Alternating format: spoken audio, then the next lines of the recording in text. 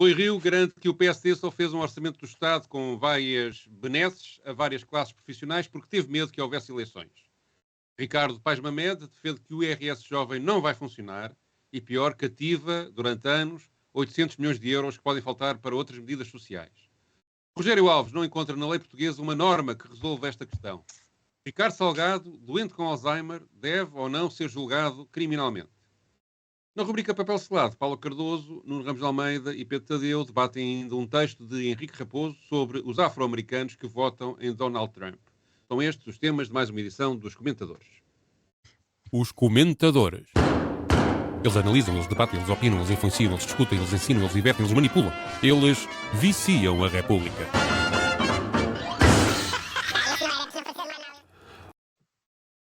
Ora viva, cá estamos para mais uma edição dos Comentadores. Rui Rio não desapareceu de circulação, comenta agora num canal televisivo, o Now, e aproveitou para dar uma bicadazinha à atual direção do PSD, partido que ele liderou antes de Luís Montenegro. Vamos ouvir. Se não houvesse o espectro de poder haver eleições a curto prazo, eu penso que aquilo que este governo faria seria uma coisa substancialmente diferente, em minha opinião. Não seria um orçamento tão próximo daquilo que seria um orçamento que é este, que é um orçamento próximo daquilo que poderia fazer o Partido Socialista, que, como digo, nem sequer aumentou a despesa tanto quanto este ano está a aumentar. Acho que seria diferente. Acho que o IRC reduzia-se, o IRC era um impulso para o investimento e para o crescimento. Admito que todas estas benesses são dadas tendo em vista que se houver eleições temos de ter esta gente toda connosco e, portanto, seria dado, mas numa escala menor, porque é verdade, as coisas, esses salários estavam degradados, mas podem ser dados na escala de 1, de 2, de 3, ou de 10, ou de 20, quer dizer, seriam dados numa escala, penso eu, que acomodaria um superávit mais confortável para aquilo que é a situação do país. Por exemplo, o saldo primário, explico já o que é, de 2024 é inferior ao de 2025, ou seja, aquilo que está projetado para 2025, o saldo primário é muito melhor que o de 2024. O que é o saldo primário? É o saldo do orçamento sem os juros da dívida pública. Vai a 2025, o orçamento soma os juros da dívida pública e ele fica pior que em 2024. Porquê? Porque nós temos mais 600 e tal milhões de juros para pagar. Porquê é que eu digo isto? Digo isto porque está a ver o peso dos juros. É imperativo nós baixarmos a dívida de uma forma efetiva. Ela aqui baixa relativamente ao produto. Sendo mas que essa devia ser a prioridade principal, ou uma das principais. É uma das principais. Em termos de finanças públicas, para mim é principal. Só que não temos só finanças públicas, depois temos a economia. Mas em termos de finanças públicas, para mim, é claro, mesmo assim, com estas reduções, nós estamos com 90 e tal por cento de dívida. Isto implica taxas de juros mais altas, que incidem sobre montantes de dívida também mais altos. Ora bem, vou começar pelo Nuno. Então, afinal, se isto fosse um governo de maioria confortável, provavelmente o orçamento seria diferente. Isto na perspectiva Sim, do provavelmente sim. Digamos, normalmente os governos do Bloco Central costumam ter um comportamento diferente no início dos períodos de governo e no final.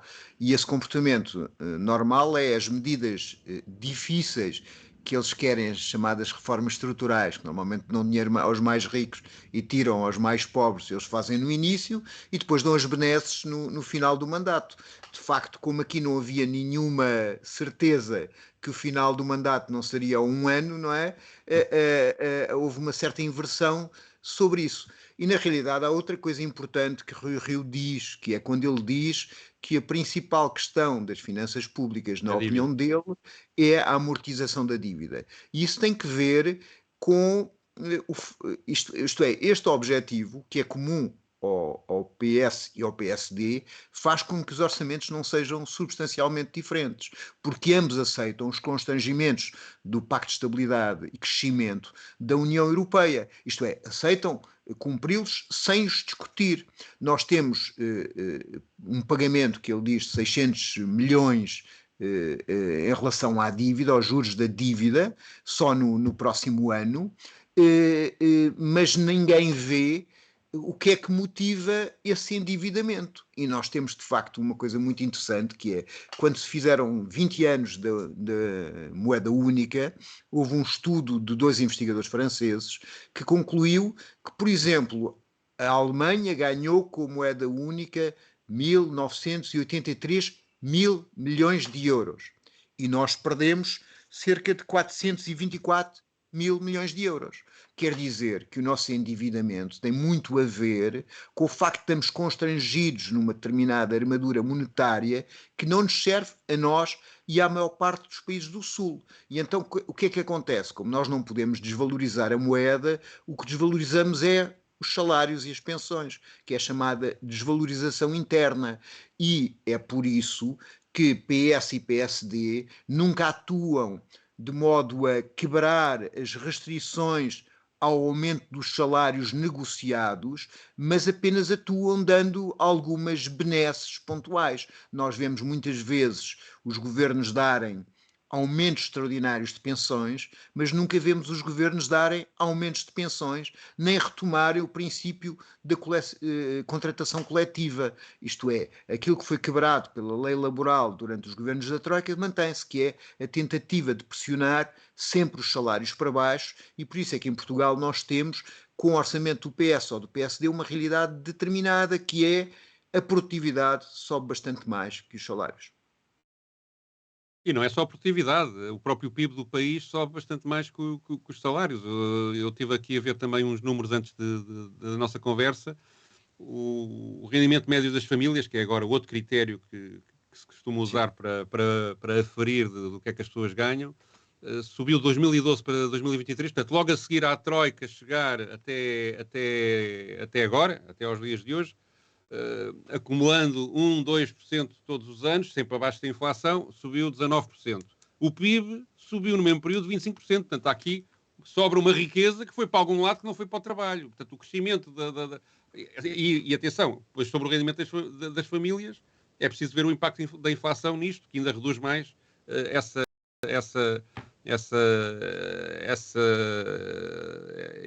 baixa, esse fraco aumento do rendimento.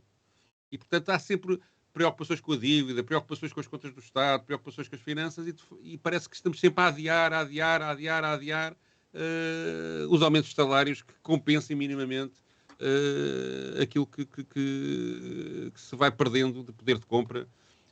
Aliás, também saiu esta semana um estudo sobre a pobreza em Portugal que está outra vez em níveis preocupantes. Aliás, eu tenho aqui uma comparação. Este texto não é de agora, este que estamos a ver agora no ecrã, que tem o título Portugal no Jornal Público. Portugal voltou aos níveis de pobreza de há 10 anos. E o valor que era registado em 2013 era de 19,5% dos portugueses estavam ou na pobreza ou à beira da pobreza. E agora, o mesmo público, o mesmo jornal, diz que os pobres estão a aumentar, cita um estudo que saiu agora, e aponta outra vez para um valor de risco de pobreza de 19,5%. Portanto, não melhoramos, continuamos na mesma. Quer dizer, é algo absolutamente incrível como é que se continuam a aplicar políticas que não resultam na melhoria da vida da maioria da população. E isso parece-me, de facto, lamentável. E este raciocínio que o Rio tem é o raciocínio, como o Nuno dizia, do Bloco Central. Portanto, pagar dívida, controlar as contas. E claro que isso é razoável em teoria, mas há limites, não é? Paula. Olha, eu diria que o Rui Rio está a falar daquilo que sabe, não é? Está a falar do seu partido, de um pensamento político, de estratégias eleitoralistas que ele conhece muito bem. Portanto, ele está lá dentro. Parece-me perfeitamente adequado, não é? Ele referir-se a medidas que procuram, de alguma forma, melhorar condições de trabalho de várias classes profissionais. Ele refere-se a elas como benesses, não é? Portanto, é desta forma que estes problemas são tratados. Porque não há uma linha programática do PSD, não há nesta linha um foco nas pessoas. O que ouvimos repetidamente é a conversa do investimento, de como é importante criar medidas que depois favoreçam a iniciativa privada, que por sua vez vai gerar mais riqueza e com isso criar emprego, e depois acredita-se numa espécie de milagre da distribuição, da boa distribuição, porque não se encontra nada que faça nenhum processo, nenhuma medida, nenhuma proposta para que isso aconteça. É como se naturalmente não fosse necessário intervir aí, porque os patrões, volta e meia, se for do seu interesse, distribuem benesses, não é? Que é isto que o governo, pelos vistos, fez, segundo aquilo que Rio partilhou, não é? Que não é propriamente uma questão de política, mas uma questão de interesse, uma questão de estratégia eleitoralista, que revela exatamente aquilo que o PSD é. Portanto, aqui não há qualquer tipo de surpresa. Muito bem, Ricardo Paz Mamed resolveu desmontar a bondade, a hipotética bondade das alterações que foram postas ao IRS jovem, a proposta inicial do PSD, depois alterada pelo PS numa negociação sobre o Orçamento do Estado. Ricardo Paz Mamed diz que isto não é boa ideia. Vamos ouvir. E, portanto, nós não temos garantia nenhuma, absolutamente nenhuma, que a descida do IRS dos jovens se vai refletir num aumento do salário dos jovens. Temos garantia zero sobre isto.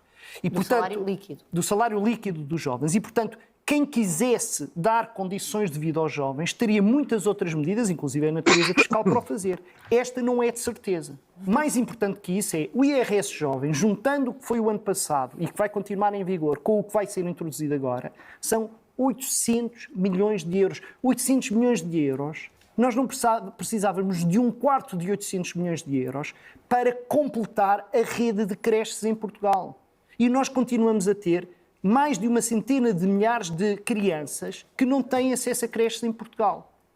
E, portanto, isto é um gasto absurdo de dinheiro para uma medida que não vai cumprir os seus efeitos. Esta é uma medida que tem apenas como objetivo, e nisso é muito bem sucedida, dar a entender aos jovens que não têm obrigação nenhuma de andar a ler papers na American Economic Review sobre a eficácia de uma medida destas, dar a entender aos jovens que o governo é amigo dos jovens. Mas não é. E, portanto, não só está a enganar as pessoas, como está a diminuir o orçamento do Estado em 800 milhões de euros, e isto num contexto, isto não é só um ano, isto vai continuar a ser 800 milhões de euros, pelo menos, que vamos perder todos os anos. E vai haver um momento em que já não há PRR, em que nós vamos precisar desse dinheiro, inclusive é para investimento público. Estamos com os investimentos públicos mais baixos da União Europeia. Estamos com um investimento público que em 2025 vai ser menos em percentagem do PIB do que tem sido nos últimos anos. Imaginem o que é que vai ser em 2026 e 2027.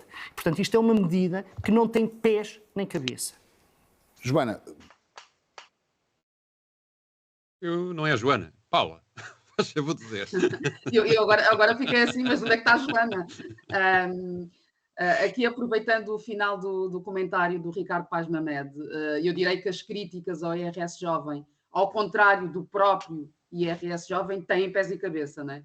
Porque basicamente o governo está a apostar, porque é disso que se trata, 800 milhões de euros num palpite. Porque isto é um palpite, porque até onde sabemos não há nenhum estudo, não há nenhuma projeção que tenha sido feita que demonstre, por um lado, a relevância e, por outro lado, a eficácia desta medida. E ainda assim o governo continua a insistir num impacto esperado na retenção destes chamados talentos jovens no país. Eu não sei de onde é que vem esta teimosia, não é? Esta ideia de que, para começar, os jovens vão receber mais, porque é um argumento que tem sido também desmontado, demonstrando-se como os patrões poderão contornar esta ideia ou esta possibilidade de aumentos salariais, baixando salários, contabilizando já esta circunstância do IRS. Depois, sendo efetivamente necessário que todos os trabalhadores, e não apenas os jovens, levem mais dinheiro para casa ao final do mês, convém também que haja casas para viver, acesso à educação, portanto, acesso à saúde, uma boa rede de transportes públicos. Portanto, tudo isto é que tem impacto na retenção ou não de pessoas. E depois esta questão dos jovens que emigraram, pelo menos aqueles que eu conheço, e que pertencem a diferentes grupos, estratos socioeconómicos, não fazem apenas pelo salário. Portanto, há aqui perspectivas de aprendizagem e de crescimento profissional que Portugal, que o tecido empresarial português, não oferece. Portanto, há aqui também toda uma possibilidade de planeamento de vida, de acesso a outras formas de estar no mundo, que estas pessoas, que estes jovens procuram. Portanto, não se resume a esta ideia simplista que toca-se aqui num pormenor e pronto, há aqui um milagre qualquer que se vai operar. Depois, esta referência às creches que é feita, por Ricardo Paes Mamed, é parte do problema também, como é óbvio, e faz-me pensar em como seria muito interessante ver o que não está no orçamento do Estado e poderia estar com efetivo, com estes efeitos que são efetivos na vida das pessoas. Adoraria ver um orçamento de Estado com esta perspectiva, foco na vida de cada um de nós, que não é isso que eu vejo. As discussões estão sempre nestas minudências de que falávamos há pouco, não é? Das finanças, das dívidas e de tudo mais. Um aspecto que tu falaste aí, que aliás o Ricardo Paes Mamed também refere, que é, na prática, esta medida não vai atingir os jovens, e eu penso que não é difícil perceber como é que isso acontece, porque o sistema do IRS é um sistema de retenção na fonte que é controlado pelas empresas.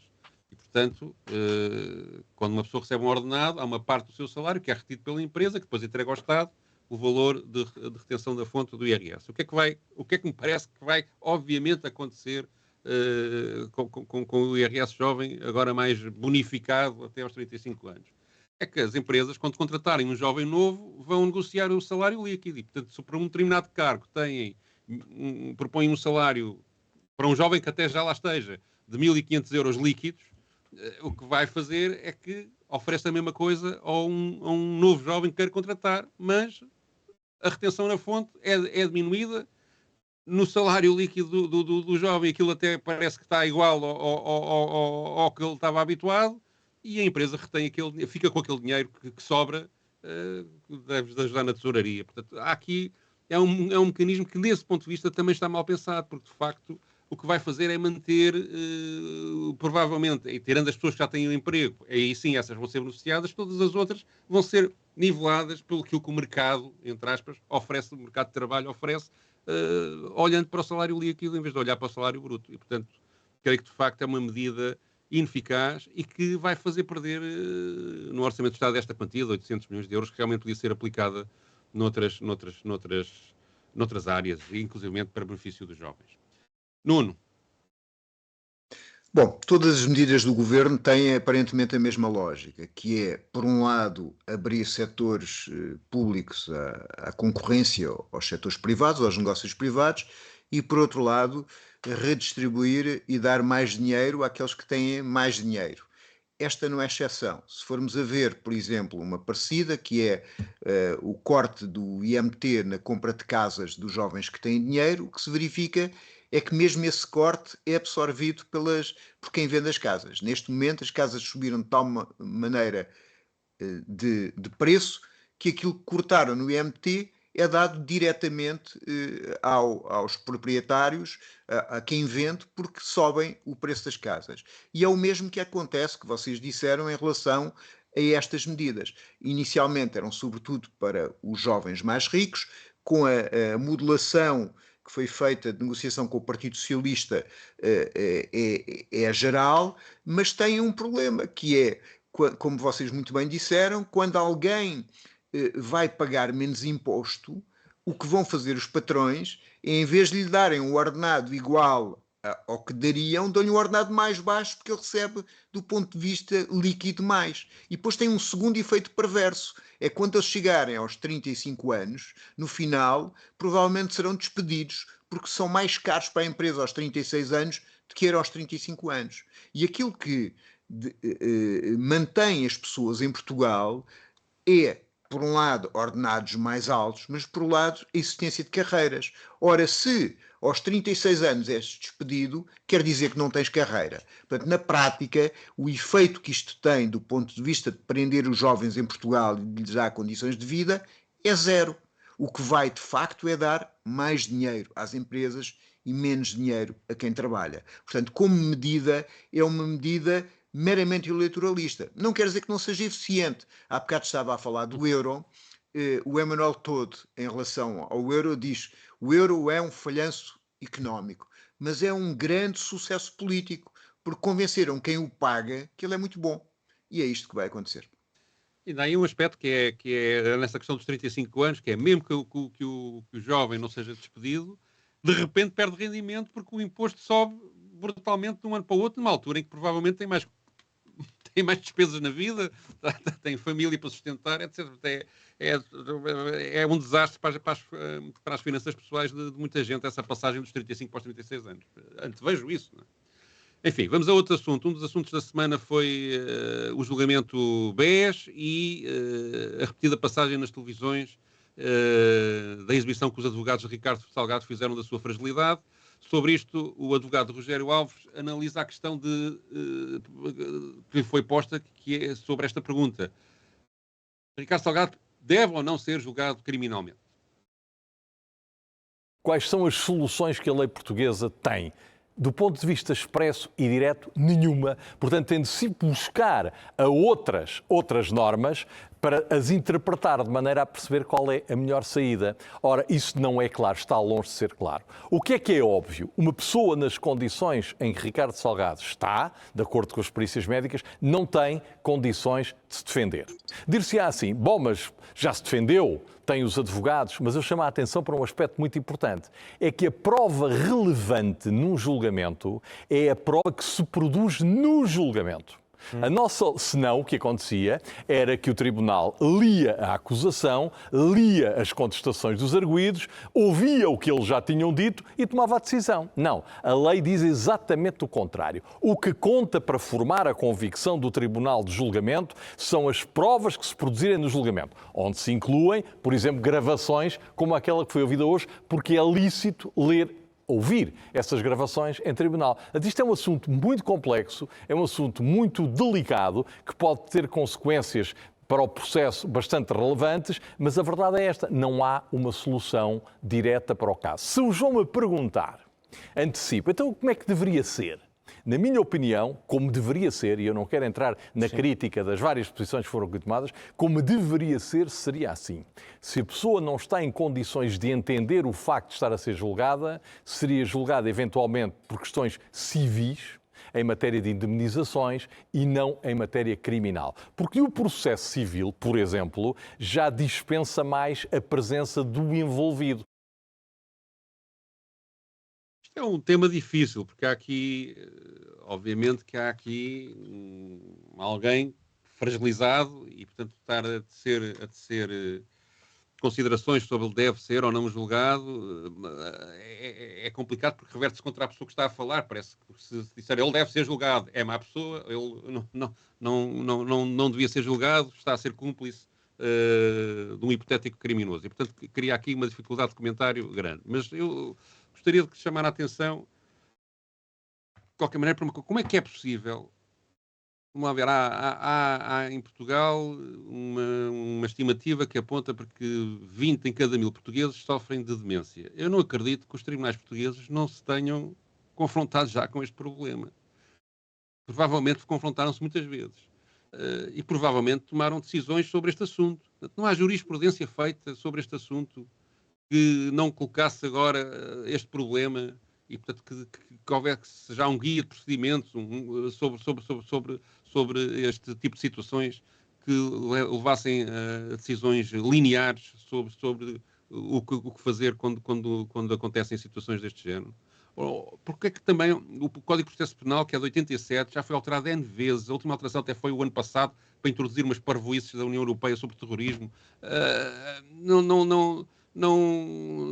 Ninguém teve ainda, quer dizer, além de pessoas com demência, há outro tipo de doenças, pessoas com cancro, pessoas com inúmeras fragilidades que certamente já foram julgadas em tribunal e não há na lei portuguesa, no Código de Processo Penal, nada que preveja isto.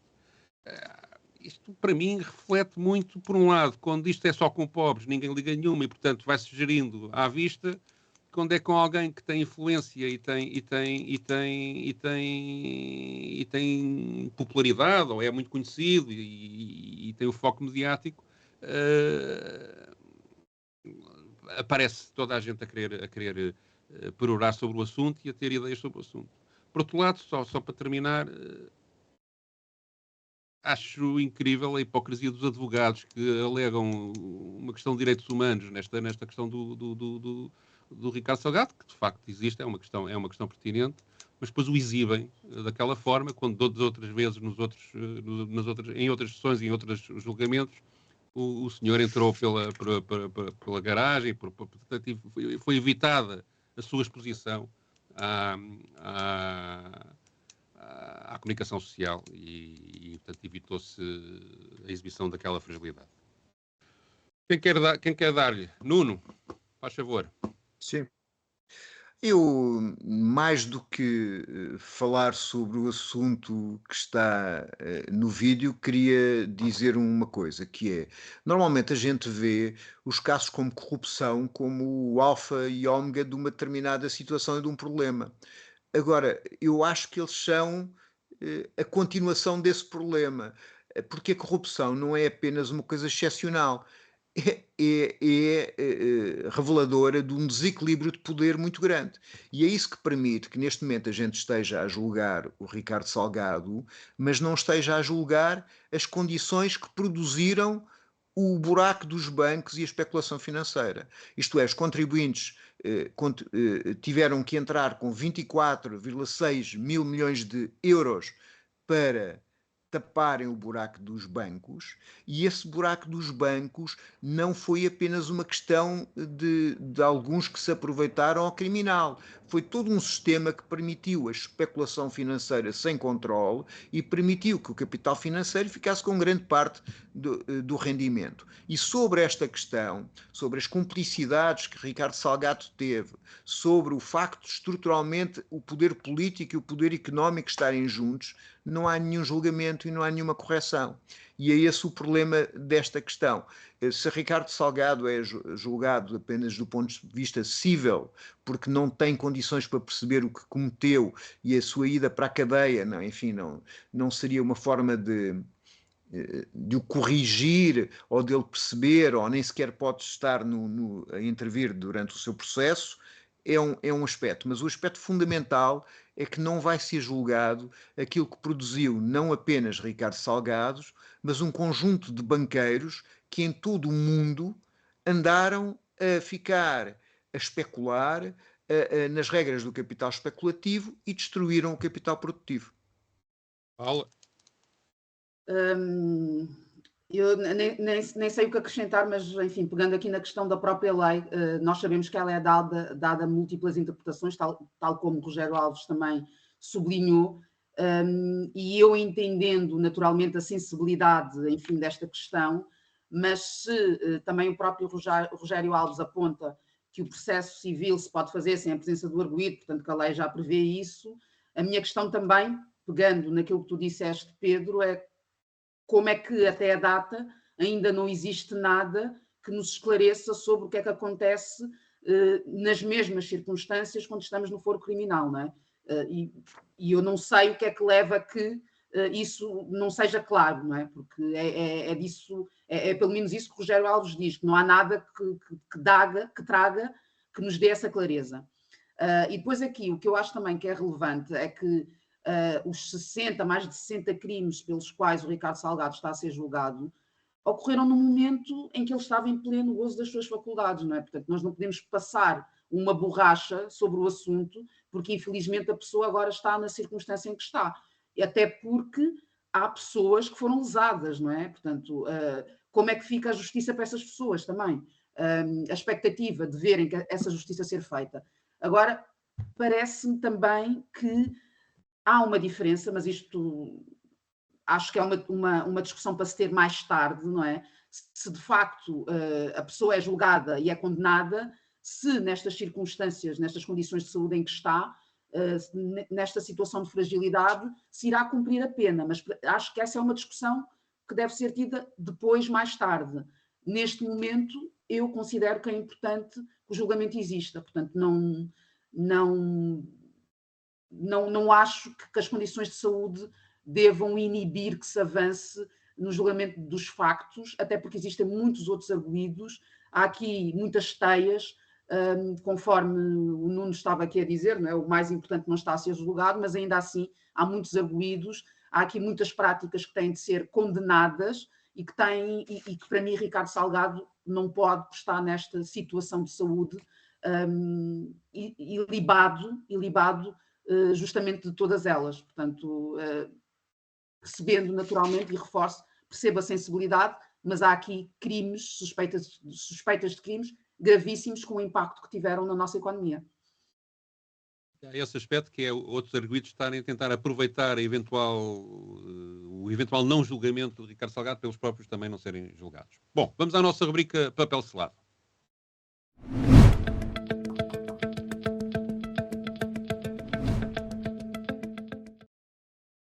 Trago um artigo de um cronista do Jornal Expresso, o Henrique Raposo, que faz uma análise com interesse e polémica sobre votantes afro-americanos negros que estão a apoiar nos Estados Unidos da América Donald Trump. Eu vou só ler uma parte do texto, que é bastante longo. Ele cita várias sondagens que dão conta desse hipotético apoio de minorias étnicas às propostas de Donald Trump.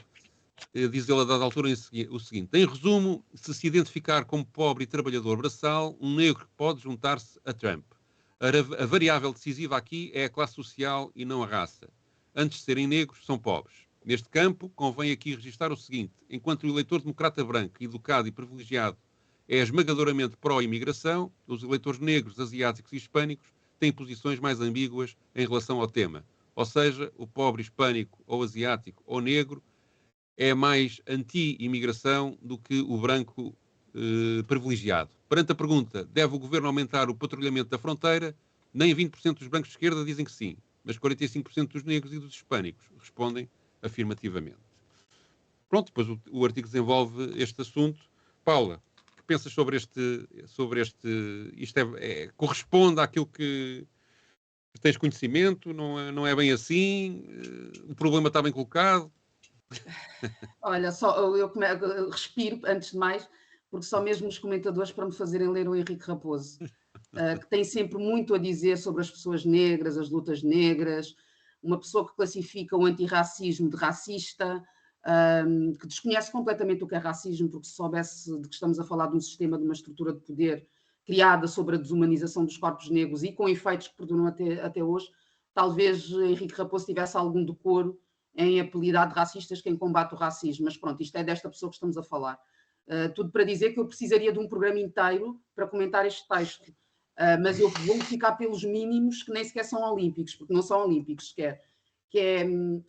Henrique Raposo fala nesta questão da esquerda woke, não é? Que reduz a pessoa, a sua cor de pele, a sua identidade básica, ou mais básica, biológica, enfim. Tem este tipo de argumentação. E depois, no fundo, o exercício que ele faz é que não reconhece, não é? O que para mim parece óbvio, que é as pessoas negras são pessoas, as pessoas negras votam, as pessoas negras fazem as suas escolhas e, como pessoas que são, não estão imunes à sedução do populismo. Portanto, estas narrativas que se criam a partir do voto negro ir para candidatos que têm um discurso que é anti-imigração, que é anti uma série de direitos, como se o facto da pessoa ser negra lhe desse um nível de consciência automaticamente diferenciado da generalidade das outras pessoas, é completamente irrealista. E as nossas eleições aqui em Portugal também revelaram isso. Portanto, cá aqui, naturalmente, em quem está nas franjas, uma luta para não estarem mais ainda nas franjas. Portanto, isto aqui é o salve-se quem puder. Portanto, são fenómenos que são estudados, que não há aqui nenhuma excepcionalidade americana a este nível. Portanto, e depois ligar tudo isto a falhanços de esquerda também, porque ele também faz isso no artigo, né? Aquela parte em que diz que se calhar a malta de esquerda não devia estar aqui a promover a imigração, porque está claro que ao fazê-lo e depois o resultado é que os imigrantes vão votar em Trumps, não é? Portanto, deviam se calhar refiar um bocado estes seus apelos ou estes seus posicionamentos, e é conforme eu digo, isto são os mínimos que nem sequer são olímpicos, porque este texto, enfim, merecia uma desconstrução ponto a ponto. Nuno.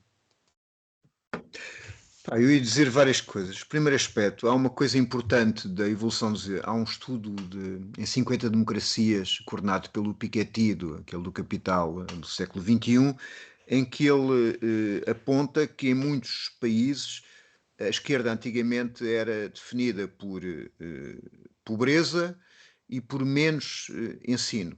E a certa altura, e os ricos que votavam direita eram ricos e eram mais educados.